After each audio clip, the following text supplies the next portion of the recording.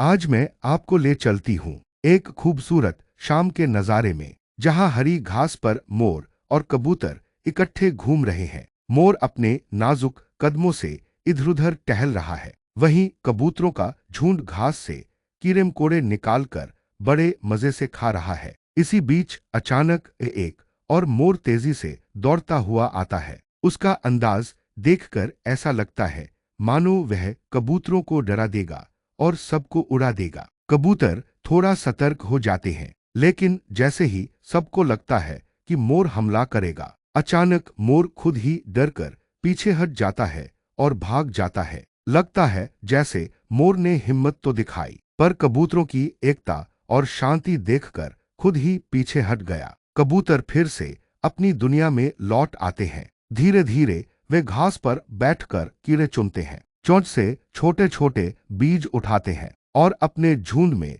रहकर खुशी खुशी खाते रहते हैं। उनकी आंखों में एक अपनापन झलकता है। इस पूरे दृश्य को देखकर हमें भी बहुत कुछ सीखने को मिलता है। मोर अपनी सुंदरता के लिए जाना जाता है, लेकिन उस समय कबूतरों की शांति और एकता ज्यादा खास दिखाई देती है। क्या आप जानते हैं कि आजकल कई शहरों में कबूतरों को दाना डालना बैन किया जा रहा है? पहली नजर में यह सुनकर अजीब लगता है, क्योंकि कबूतर तो शांति और प्रेम के प्रतीक माने जाते हैं, लेकिन असलियत कुछ और ही है। दरअसल जब लोग लगातार कबूतरों को दाना डालते हैं, तो उनकी संख्या बहुत तेजी से बढ़ जाती है।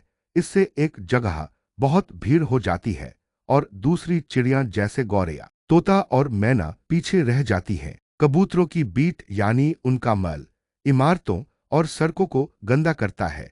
इसमें हानिकारक कीटाणु और फंगस होते हैं, जो इंसानों को दमा, एलर्जी और फेफड़ों की गंभीर बीमारियां दे सकते हैं। इतना ही नहीं, यह बीट इमारतों और ऐतिहासिक स्मारकों को भी खराब कर देता है। इसी वजह से कई नगर निगम और सरकारें अब सार्वजनिक जगहों पर कबूतरों को दाना डालने पर रोक लगा रही हैं। इसका मतलब यह नहीं है कि हम पक्षियों से प्यार न करें, बल्कि यह जरूरी है कि हम प्रकृति का संतुलन बनाए रखें।